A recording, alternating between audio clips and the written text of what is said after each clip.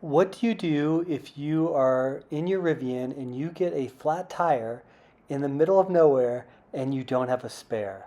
Well, that was my situation last week as I was exploring fossils and checking out castles and looking at ghost towns in the Nevada basin. And this is an area where I was riding my mountain bike on Pony Express trails. I was sleeping underneath the stars because there is no light out here because there are no people out here. This is known as the loneliest road in America, and I wasn't even on that road. I was out on dirt roads where there were more cows than people. It was absolutely a beautiful part of the country, and I was exploring. And there was this sign that talked about this earthquake fault from 1958. It tore the earth for a 6 mile stretch and moved the mountain 6 feet up, and you can see the scar on the side of the road. And I wanted to check that out. It was probably when I was pulling over the side of the road or turning around that I got a rock in between the tread of my tire. Now, one of the great things about the Rivian is it actually gave me a warning that I was losing PSI on my tire. It came up on the dashboard, it switched over my view to show me that that was a problem, and here's what happened next. Okay, this isn't good. This is a sound of a hissing sound coming from that tire.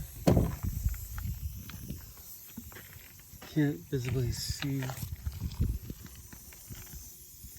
where the leak is.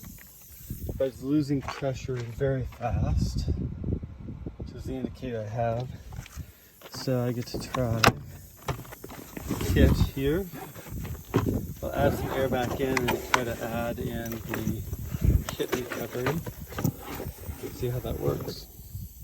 Okay, I found it.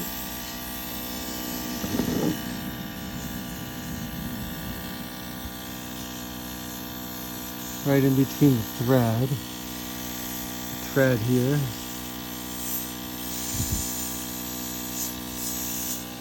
Okay, I'm trying to get him. I'll try the tire sealant. It comes with the truck. So since I've got down there where you see the cars way out in the distance, it's Highway 50.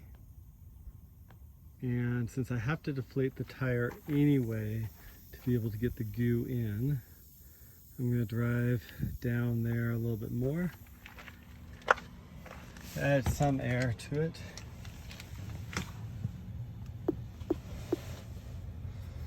But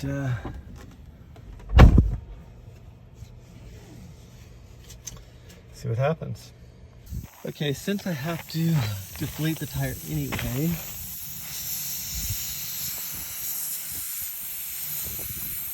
that is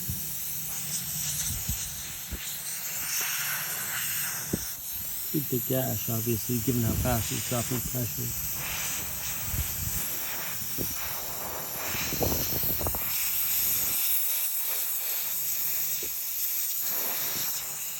I'm not sure if the stuff that they send with it will solve this problem. Basically, probably a rock got right in between the tread.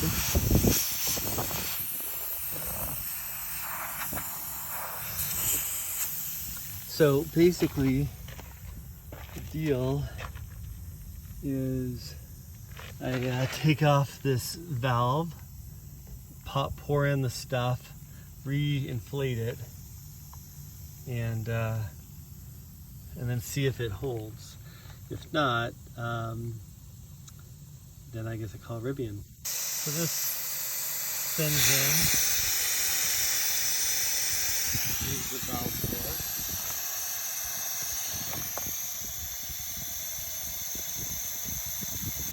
Next, I open up the cap, add that in fairly securely over.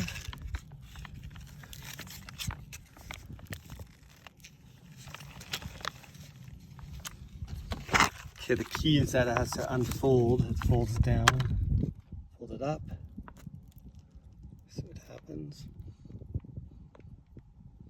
B is to reinstall the valve stem. Back here, basically, this has a little notch in it. In here. Then just twists back in.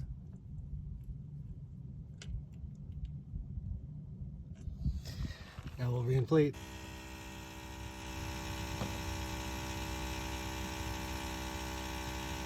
Find out if it works.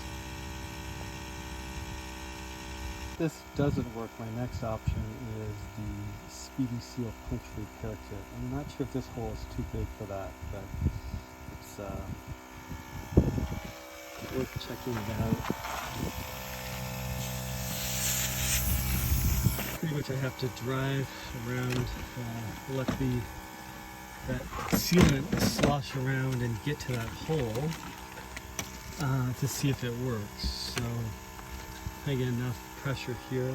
I'll drive for a little bit, fill up. I've got a little bit of area here before the road,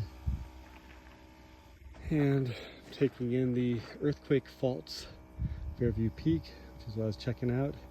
That line right around there is the actual fault line, and it lifted up the mountain before, so I thought that was cool to check out. Wasn't so cool to get a flat tire though. Okay, I drove down the road from that area. It seems to be holding. I'm adding a little bit more air, but remember we looked here, found that sensor. This is where the leak should be. See the goo forming on the outside. It seems to be holding. So it's holding at 45 right now, which is good. So basically, you can see the spot here, tread, seems to be holding. This is adding to the exciting adventure. I will now try to see how it does with the pressure. It takes a few minutes for the tire gauge to read. I've moved it to 50 PSI, which is roughly what the other ones were at as they've heated up. And yeah, check out the range. Okay, the tire pressure is red. It's a little lower on that, so I'm gonna pull over and check out. Okay, I'll add 2 more PSI just to match up the wheels. But remember, we looked over here where the Rivian marker was, used that, and it was, well, actually you can see a bunch of the goop from dripping out from there before, but it was roughly right over here.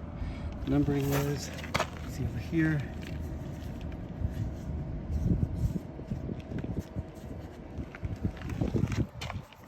Not feeling any leak or hearing any leak, that's a good sign. And so I'll add 2 more PSI and then we'll go.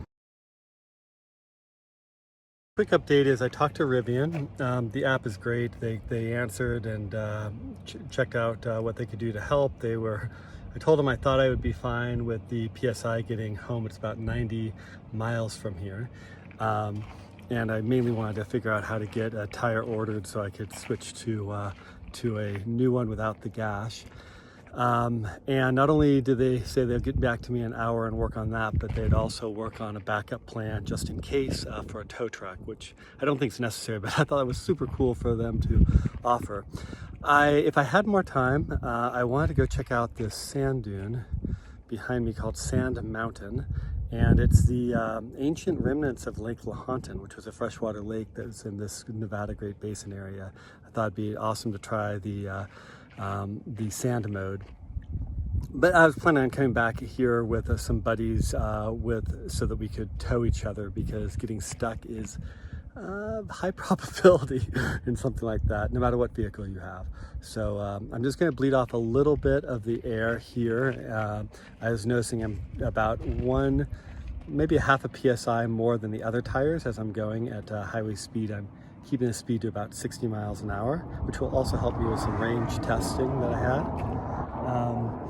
And again, if we look back at the tire here, I remember this was the marker that I had as a reference point. Then back here, we can see that the sealant is holding up really well, actually. Again, I'll just bleed off a little bit here and hit the road again. One of the things that was interesting about the flat tire was that the Rivian, the vehicle warned me that it was seeing a low tire pressure. And so that error is what gave me the tip. And then as I was watching the PSI, and now it's holding really stable. and exactly where I wanted.